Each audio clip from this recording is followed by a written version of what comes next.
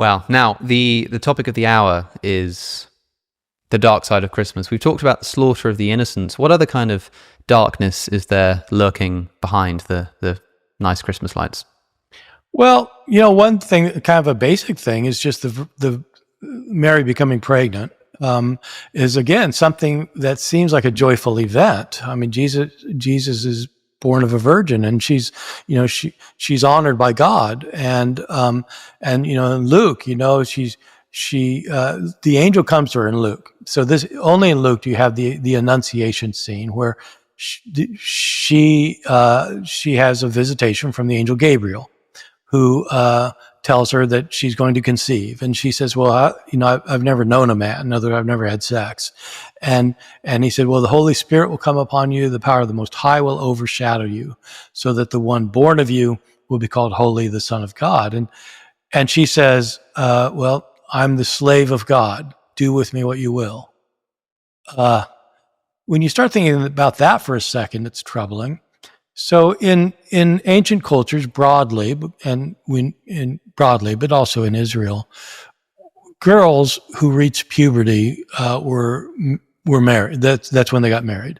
The men tended to be older because they had to be able to establish lives, and so the men might be in their early 30s, but the girls were 13 or 14 whenever they hit puberty. And so this 13 or 14-year-old girl who gets pregnant without being married. That can be very bad in many cultures today, just in terms of reputation and social stigmas. And in the Gospels, it's seen as problematic. Joseph is going to privately put her away and not have anything to do with her and divorce her. And here's this innocent girl who, she has no say in the matter. The angel doesn't say, "Is this okay with you?" God said, "You all right with this, Mary?" It's that this is going to happen. And she says, "Well, I'm your slave." Well, yes, that masters could have sex with slaves as much as they wanted to and impregnate them if they wanted to. And so this is what's going on then. God is getting her pregnant without, and the assumption is, well, of course she's going to be happy about this. The text doesn't say anything about her being happy about it. Joseph isn't happy about it, but they submit to the will of God. You just think about your 13-year-old daughter getting pregnant, and it can be heart-wrenching, really. And so some say, I mean, this is a point of contention, the pregnancy of Mary, because some say that when she says, "Look, I'm a servant of the Lord," there are two ways to read this. There's a kind of, well, being your slave, what shall I do but tend upon the hours and times of your desire.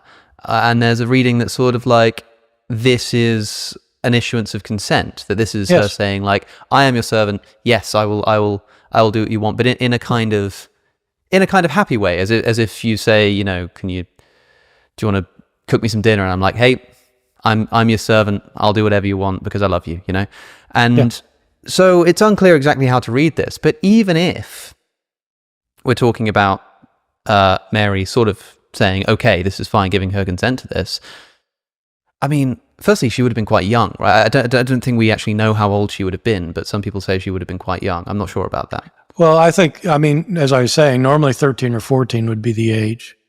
And even if you think that she's saying, "Yeah, sure, go ahead and do this," I mean, if your 13-year-old daughter said, "Yeah, I consent to this, I want to have a pregnancy," I think you'd think maybe you need to be a little bit older before you can even meaningfully consent in that way. It's an interesting thing. I mean, when you talk about the dark side of Christmas, this isn't something that came to mind, but I have heard this discussed a lot now that I think about it. And not only this, but someone I know recently pointed out, I mean, there's this Christmas song, "Mary, Did You Know?" And I don't know exactly how it goes, but it's like, "Mary, did you know that, your kid would go on to do all of these things?" Yeah. And she was like, I didn't think this was supposed to be like a happy Christmas song, because like Mary had no idea that she was not only about to conceive a child at an incredibly young age and possibly, ruin her reputation with people who didn't believe her, but also she'd then have to watch her son one day be brutally crucified. And this is sort of all preordained and just sort of thrust upon Mary. Even if she did consent to the idea of having a child who would be the Son of God, she'd have no idea of the suffering that she would have to go through watching him be crucified in front of her. Yeah. Well, the way you first put this, I always considered this kind of a happy story, and that she's consenting, and that she's, and that it is striking that she doesn't say, I'm your servant, I'm your slave. And even if she does consent, and even if it's like she's pleased about it, the social stigma in the ancient world for being pregnant out of wedlock was really quite severe, just as it is today. I mean, adultery was punishable by death in ancient Israel. I'm not saying I'm not saying that every pregnant woman got stoned to death, but it is in the Torah that she's supposed to be executed. And so even if she's willing, it had to lead by any measure, it had to lead to real personal suffering and social rejection. And the thing about her, then knowing that the son is going to die, that's actually indicated in the birth narratives themselves in the Gospel of Luke, where the prophet who sees Jesus as a newborn, Simeon, says that this child will grow up and it'll drive a sword through your heart, he says to Mary. I said, wow, man, this from beginning to end, she's always portrayed as being very pleased and happy and joyful about it. But if you just put it in human terms, it does also have this dark side. And one of my points in this course that I'm doing is that I'm not talking about the dark side in order to show what a horrible story it is. In some ways, I want to talk about it as having a deeper profundity than people realize. When you put this at the level of human emotion, what this really entails is not this kind of happy-go-lucky Christmas pageant. It is pain and suffering. When the Son of God comes into the world, it isn't for Luke. So for these birth narratives, one of the points they're making is that the coming of the Son of God is not simply to relieve the suffering and bring salvation into the world. Jesus is coming in the midst of suffering, and the suffering is right there before your eyes, even though people look the other way. And it's not only that, but the coming of the Son of God creates suffering. It creates huge suffering. These babies who get killed, these journeys that have to be taken in poverty, this woman who's made pregnant. These are very, very powerful images that we neglect, I think, and that we overlook. And it's saying something, I think Matthew's trying to say something about God's relationship to suffering in the world, that he doesn't take it lightly. He doesn't kind of just write it off. He's deeply, deeply entrenched it in some way. Now, you said a second ago that the word here is not servant, but slave. Now, I've looking at the NIV, the NIV has Luke's gospel put into the words of Mary, I am your servant, or I am the Lord's servant. Do you think that that's a mistranslation? I mean, I don't know the Greek, but I know that a lot of the time words can kind of mean different things depending on the context, but do we know that she really meant something more like a slave here? Yeah, we do. This word is notoriously difficult for translators, not because they don't know what it means, but because there are reasons not to translate it the way what it meant. The word is doule.